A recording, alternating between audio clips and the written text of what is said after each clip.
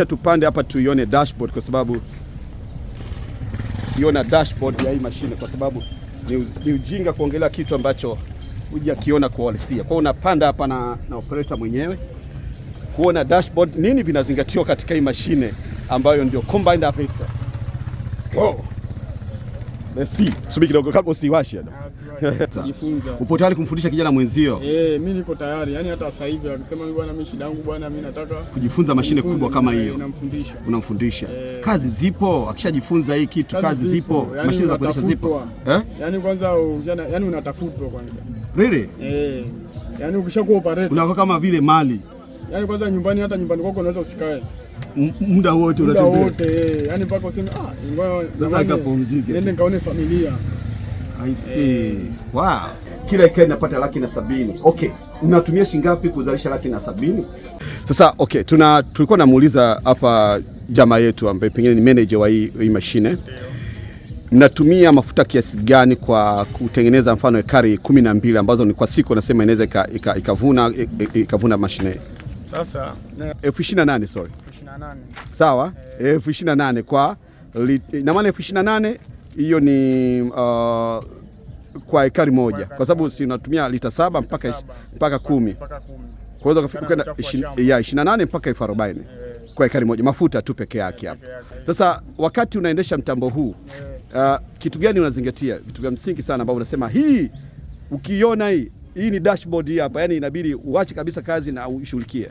Sasa kuna godoro. Kuna hiyo godoro rafiki yangu. Hiyo godoro bwana, nataka kujua ni kitu gani hiyo godoro? Inasaidia nini? Godoro bwana? Sisi bwana kama vijana, sisi tunaenda sehemu mbalimbali kufanya kazi hizi. Tunaenda Mbeya, Sumbawanga, Katavi. Unakuta mnaenda sehemu kufanya kazi, hamna hata sehemu ya lodge. Kwa hiyo najistiri ndo kambi popote. Ndo utafutaji wenyewe. Ndio ujasiri huo kufanya kazi. Hapa kabla tuondoka na maana tunaenda kuongea na mwenyewe operator. So anayeendesha ile bwashi ile mashine haitwi driver, anaitwa operator. Ukisema driver watakucheka sana huko watu. Utakuwa mshamba katika mambo haya. Tunaenda kuzungumza naye. Asante sana bwana Jafari. Pamoja sana.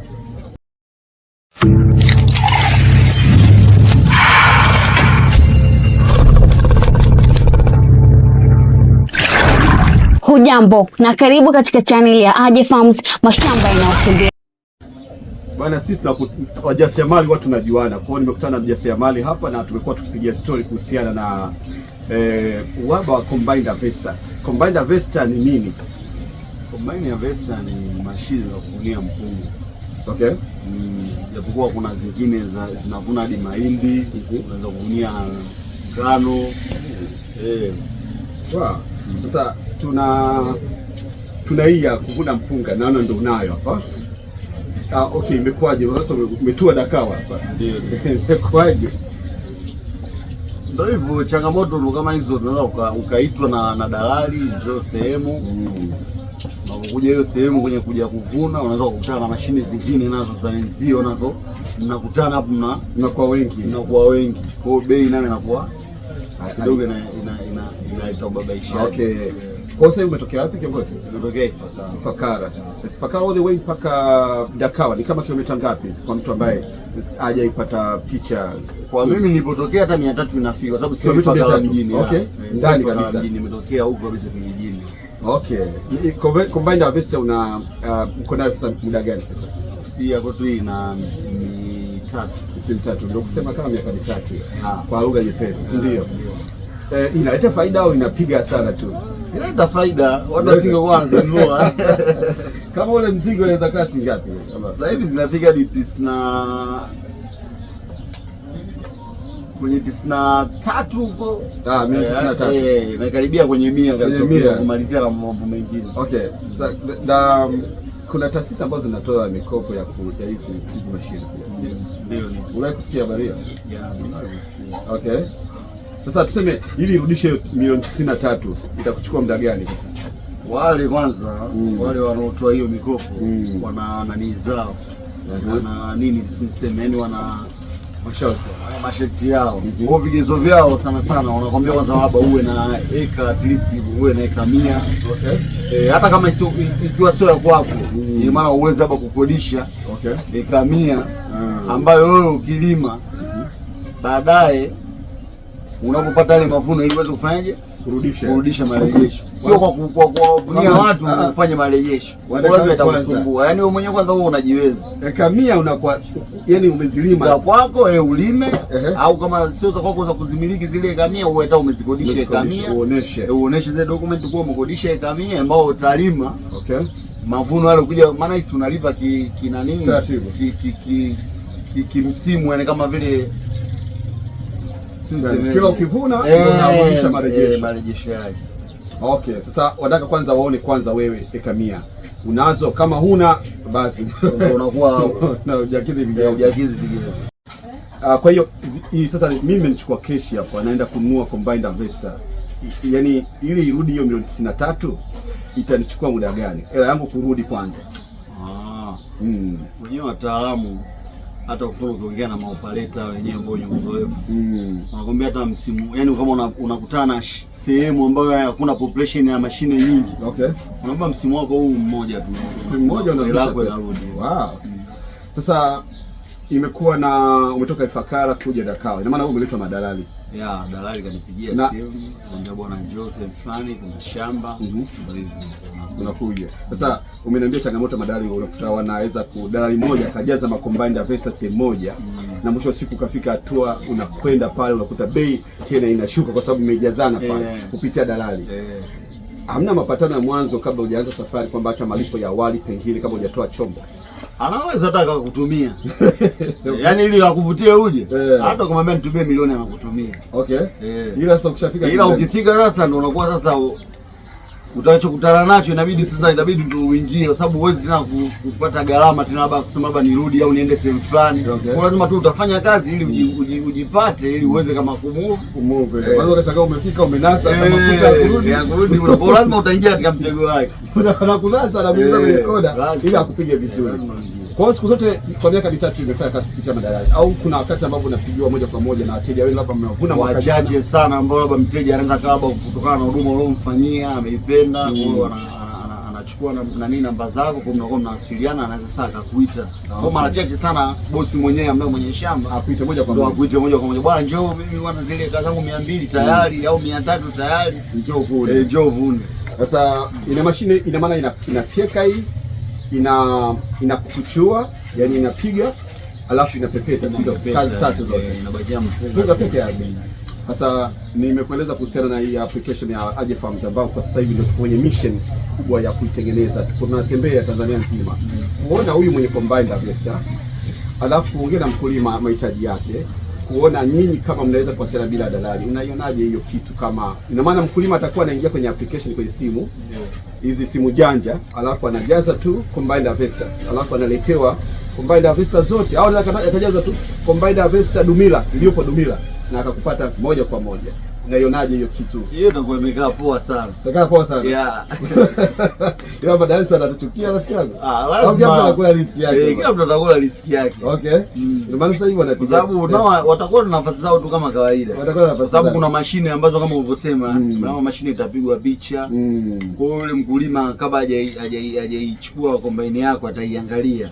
Je, ni ataichukua details zake ya mwaka gani, ina muda gani. Kwa hiyo hizi zingine ambazo zipo za kawaida zinao zitakuwa zina wateja wake ambao ndio wao sasa wale jamaa watakuwa wanazishika. Ni kama kwa sababu nani atataji, yani mteja anataji kitu kizuri. Anataka kitu kiingia kwake kwa nini. Sasa kuna ni kama Bolt ilipokuja bwana, ukienda Dar es Salaam unakuta yule bodaboda ambaye amejisajili Bolt na bodaboda ambaye hajasajili Bolt wote wanakula, lakini huyu ambaye amejisajili Bolt anataka anakula zaidi. Sasa kidogo tu njoo anaona kama amekwenda masa. Na sisi tunapofanya kwa taarifa kwamba pengine wewe ni mgeni katika channel yetu ya Aje Farms mashamba na utembea, akisha subscribe, like na kushare, lakini comment kuhusiana na adha hii ya combined harvester. Sio a combined harvester tu, planter, kuna hiyo tractor, kuna mashine nyingi sana ambazo zile kupiga haro. Watu wanapokwenda kwenye kilimo sasa tunasema agro mechanization. Utafanyaje kilimo kama wenzetu wa China analima, mtu mmoja analima ekari 3000? bila zana za kilimo, jembe la mkono sasa hivi linapitwa na wakati. Ndio maana wajasiriamali kama hao wanakwenda kuwekeza katika hizi zana za kisasa za kilimo, ambao kama mojawapo ni ile mashine ambayo inaenda shambani, inakata, inafika mpunga, inakusanya, inaupiga, inapepeta, inakupa mpunga wenyewe. Ukitumia mikono, hiyo kazi hiyo inaweza kugharimu mara 2 zaidi, kwa sababu yule mfekaji tu wa mikono ekari moja anaweza kukupiga mpaka 90,000, alafu watazingua watu mpaka wapate wizi. Uswahili bwana, hata kwenye suruali bwana anaweka mpunga, anaficha, baadaye usiku anaenda kuchukua kule kwenye nyasi kule. Kwa hiyo kuna wizi, kuna mchele pia na mpunga kupotea, sababu unapopiga hivi mwingine anaruka. Lakini kuna hatari pia kuchanganyikana na matakataka. Sasa machuya. Bala mwingine kachukua pesa, umemlipa, hajaonekana. Kwa hiyo hadha yote ndio wanaitoa sasa. Kuna vifaa vya kisasa ambazo ndio hiyo unaosikia combined harvester. Sasa ametuambia inaenda mpaka milioni 93. Ya bei ya chini kabisa shilingi ngapi? Sasa hivi sijajua kwa sababu ziko nyingi. Mpaka milioni 700 niliona kwa wenzetu. Okay. Hii ya kwenu ambayo milioni 93 inaweza kuvuna ekari ngapi kwa siku? Kwa siku hata eka 12 kwa siku inapiga. Na kwa eka 12 kwa uzoefu, najua operator anaweza kana details zaidi. Inaweza kutumia mafuta kiasi gani? Sasa hiyo labda mtaalamu operator anaweza kataja, kwa sababu kuna mashamba mengine yanakuwa yanakula ratio tofauti kutokana na shamba lenyewe. Na matope mengi kutembea. Okay, sasa tutazungumza pia na operator wa hii mashine, atatuambia kwa wastani ekari moja inatumia shilingi ngapi. Lakini kwa ekari moja nyinyi gharama ya kuvuna ndio ile sema kwa kazi zote hizo tatu ndio sema shilingi ngapi kwa mfano? Kwa sasa hivi kutokana na hii mambo yetu ya mafuta sasa hivi ndio tunavuna kwenye 170,000. Oh. 170,000 kwa ekari moja. Na kuna muda ambao ukasema bwana kazi bwana zimekosa bwana, wiki nzima mtu umekaa. Haiwezi kujitoka kwa kipindi hiki cha mavuno haiwezi kutokea. Kazi inafuata kazi. Hapo umeniambia umefika tu hapa, ina maana amekuja Dakawa kwa ajili ya kumvunia mtu fulani hiyo. Sasa akalipia gharama za kuitoa mashine kule mpaka hapa mpaka shambani, au anakulipa tu ile kadi? Ametoa tu ile kama advance ya nani ya safari ili kufika. Okay.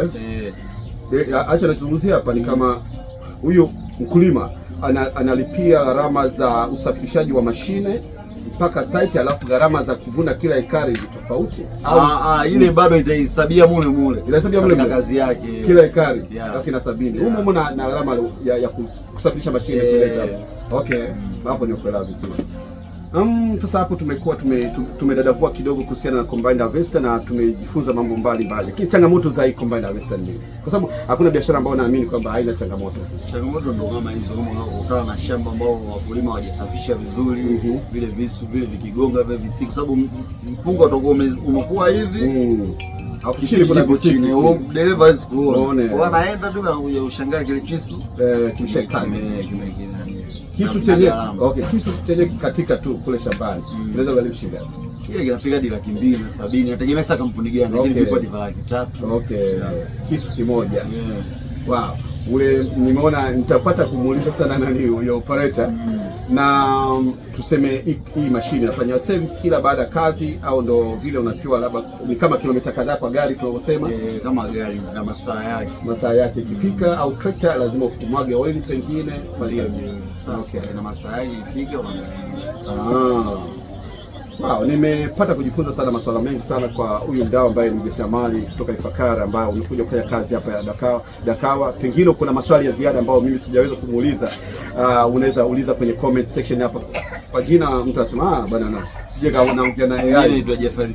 Watu wanaogopa AI sasa. Mtu anataka anapigwa kabisa, anapigwa. Au anambia hiyo ni AI, hajapigwa huyo mtu. Sasa kwa Jafari bana, nimefurahi sana kwa vile ambavyo umeshare nasi kuhusiana na hii biashara ya combined harvester. Tutaenda kuongea na sana operator mwenyewe atueleze namna sasa inavyoendeshwa, vitu gani vya kuzingatia, mafuta yanatumia kiasi gani. Sasa kila ekari inapata 170,000. Okay. mnatumia shilingi ngapi kuzalisha 170,000? Si ndio? Anatuambia kwa msimu mmoja unaweza kuzalisha ukarudisha pesa yako ya kununulia combine harvester pengine milioni 93 hivi. Sasa tunaenda kuongea na operator ambaye atatueleza kwa kina namna inavyoendeshwa na vitu vya kuzingatia wakati unaitumia combine harvester. Nimefurahi sana kuzungumza nawe. Mimi ni Aje Farm au daktari mkulima kutoka Aje Farms mashamba yanayotembea. Kisha subscribe, like na share kama ninavyokuomba siku zote, na tukutane katika kipindi kijacho. Hapa kabla hatujaondoka, na maana tunaenda kuongea na mwenyewe operator. So anayeendesha ile dubwashi ile mashine haitwi driver, anaitwa operator. Ukisema driver watakucheka sana watu, utakuwa mshamba katika mambo haya. Tunaenda kuzungumza naye. Asante sana bwana Jafari, pamoja sana. Watu wote ambao wana operate mitambo makubwa wanakuwa na mwili mdogo tofauti na mategemeo. Niko na kijana mmoja, acha nikupe story moja. Wakati nilikuwa na trekta ya kwanza ambayo tumenunua, kana kijana mdogo, alikuwa mdogo alafu mfupi, yani kwa umbile lake alikuwa mwembamba, lakini alikuwa anaendesha hiyo trekta, nilikuwa siamini. Alafu siku moja kajitia mimi nataka kujifunza, sikazimika. Unajua ile nilikuwa natumia umeme, kwa hivyo zimika ikaanza kuniselelesha kwenye, tulikuwa tumebeba mawe, tulinusurika kifo. Lakini mimi nashangaa siku zote maoperator wa mitambo mikubwa huwa wanakuwa na mili midogo. Unamwona huyu so bounce hata kidogo. Kilitizama kijana mdogo tu kwa umri. Kwa miaka, una miaka mingapi?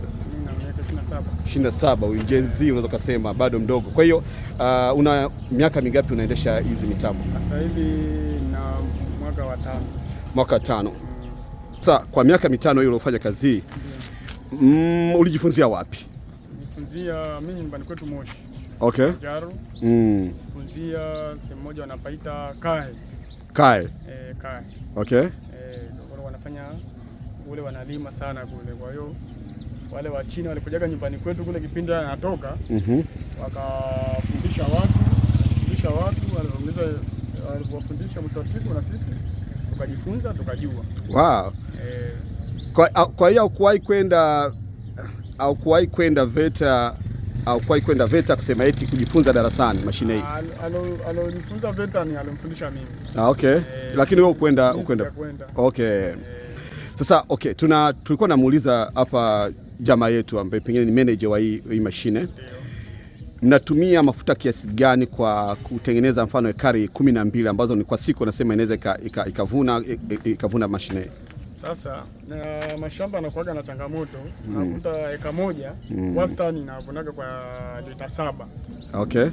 Lakini ukuta shamba kidogo nzito, unakuta traka kama hii hapa inatitia, unakuta tope lile maji yale yanakuja mpaka hapa. Kwa hiyo mashine inatumia nguvu kubwa. Okay. Inatumia mafuta mengi. Kwa hiyo unavuna kwa lita 10. Okay. Kwa hiyo kuna kuanzia lita 7 mpaka lita 10 kwa ekari moja kulingana na uchafu wa shamba. Ina maana sasa kama sasa hivi mafuta lita hizi ni diesel, lita mnanunua shilingi ngapi kwa wastani? Lita 20. 90 maana ndo tuna lita 20. Sawa, lita 20 90.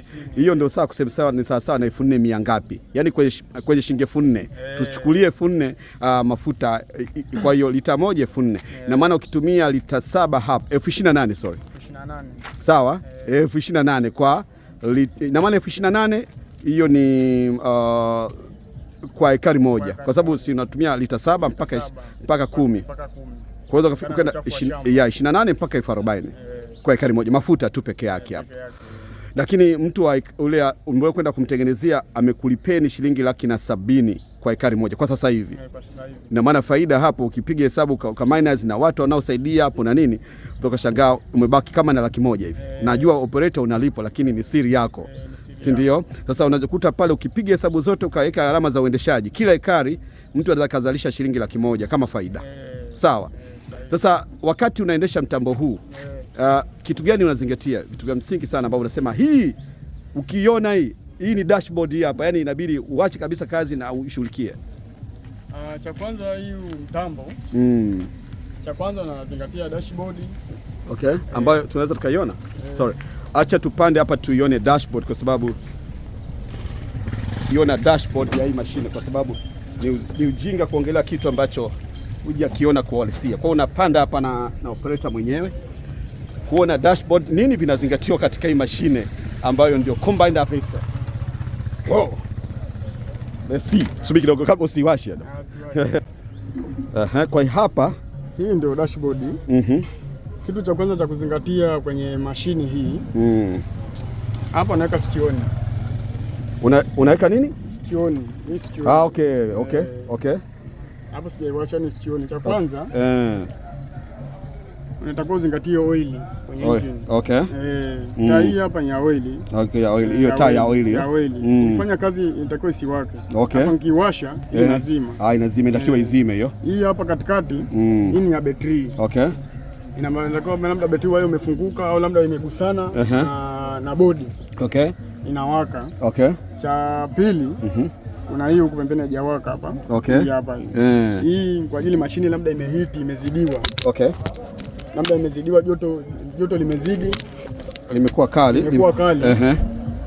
Inawaka, inakuonyesha kwamba unatakiwa usimame. Ni kama check engine. Check engine ukiendelea inaweza kukuletea madhara, inaweza ikano. Haya hapa ni masaa. Mashine. Hii ukinunua iko kilomita 0. Jinsi unapofanya kazi inahesabu. Inahesabu masaa, ndio maana mashine kama hii unaruhusiwa ukinunua uwe na gari la usafirishaji. Hii hairuhusiwi kutembea barabarani. Kama hivi. Kama hivi. Kwa hiyo hapa imepakiwa kwenye nani? Gari inatakiwa ishuke, inashuka shambani, ikimaliza inapakiwa. Ili masaa ya hesabu yakiwa kwenye nini? Kwenye kazi. Sasa. Kama hii mashine yangu mimi hapa kama operator sasa hivi ina masaa 3646. Sawa. Masaa 3 plus kwa ndani ya miaka 3. Kwa hiyo imetembea ni kama kila mwaka inatembea masaa 1000 na. Sawa. Kwa hiyo basi hapo nimekuelewa. Hiyo ndio kama hii drive ni kila kitu. Bwana usichezee chombo nani yote. Unaogopa bwana. Unashangaa mtu kwa barabarani hapa. Hii ndio ukipeleka mbele mashine inaenda mbele. Ukirudisha hivi inarudi reverse. Hii hapa ni low. Mashine labda uko kwenye shamba zito sana. Inakuchezesha, ukiweka gia hii inakuwa nyepesi. Unaweza ukatoka. Hii hapa low na high. Hii low. Hapa mashine imesimama. Neutral. Hii high ndio kwa ajili ya kuvunia. Ndio unafanya utendaji wa kazi. Mashine inakuwa na speed. Natembea. Hii hapa tena neutral. Hii medium.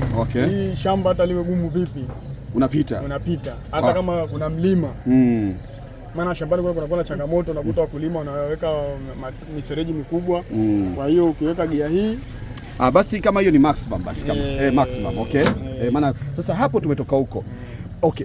Mpunga unakatiwa wapi? Kuna nini chini kule? Kabla tujaenda kule chini, ina maana kuna kitu gani ambacho kinakata ule mpunga? Kinachofyeka kisu ndio kinafyeka. Kuna gia zake unaziweka, hii yake kama hii hapa. Ukikaweka gia hii kisu kile pale, hicho kisu. Acha tukiona kisu kipo wapi? Kisu hicho hapo. Wow. Hiki hapa. Hiki hapa sio? Hichi ndio kisu. Hichi hapa hichi. Ndio kisu hichi. Ule mpunga unapokatwa unakuja hapa. Ukishakuja hapa hii kazi yake ni kuileta hapa. Ndio maana unakuta inauchukua na majani yake. Unakuja hapa. Ukishakuja hapa hapa kuna cheni. Kuna cheni ndani yake. Kuna cheni ndani yake na mapanga. Inaupandisha kwenye hili. Ukishauleta hapo unaleta kwenye kinu. Unapigwa majani. Hapa inapiga majani, yanatoka nyuma kule. Mpunga unakuja kwenye tenki hapa. Umeshakuja hapa kwenye tenki. Ndo unatoka, unaweka roba pale. Inakuwa inatoa sasa. Kwa hiyo kuna mtu ambaye lazima awepo pale anabadilisha roba pale. Watu wawili. Na wenyewe wanatembea humo wakati wanatembea. Ndio wako hapo. Kazi ya watu kama ina maana cooperate kidogo hapa. Ina maana nilichojifunza, nilitaka tukae uelekeo sawa. Nilichojifunza kutoka kwa operator ni kwamba wakati wa kuvuna inatakiwa kama muwe watu kama watatu. Unaona, mmoja ni operator ndio tuseme captain wa hii chombo, lakini kuna wengine ambao wanasaidia kuweka viroba, kubadilisha pale mpunga kwenye unapopigwa pale unavyoambiwa.